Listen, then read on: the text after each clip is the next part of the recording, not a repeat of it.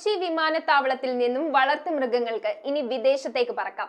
കേന്ദ്ര മൃഗസംരക്ഷണ വകുപ്പിൽ നിന്ന് സിയാലിന് പെറ്റ് എക്സ്പോർട്ട് അനുമതി ലഭിച്ചതോടെ ലൂക്ക എന്ന നായക്കുട്ടി ആദ്യമായി കൊച്ചിയിൽ നിന്ന് ദോഹ വഴി ദുബായിലേക്ക് പറന്നു. ഇതോടെ സിയാൽ കാർഗോയിലൂടെ വിദേശത്തേക്ക് പറന്ന ആദ്യ പെറ്റായി ലൂക്ക.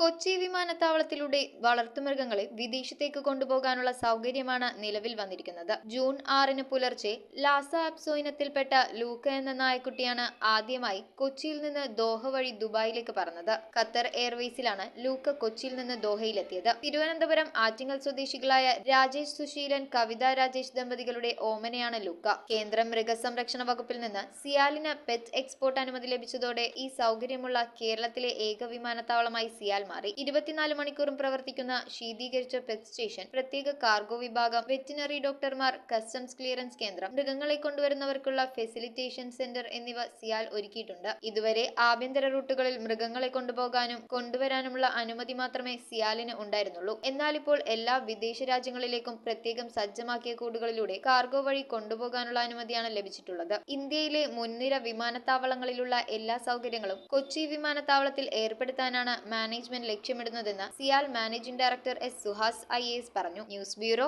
കൊച്ചി. കമ്പ്യൂട്ടറിൽ നിങ്ങളുടെ കാഴ്ച പരിശോധിക്കുവാൻ ക്വാളിഫൈഡ് ഒപ്ട്രോമെട്രിസ്റ്റിന്റെ സേവനം ലഭ്യമാണ്. KR opticals, near federal bank, Palluruthy. Specs world, opposite TB hospital, Karuvelippady. KR opticals, combustion മുക്ക്, കുമ്പളങ്ങി.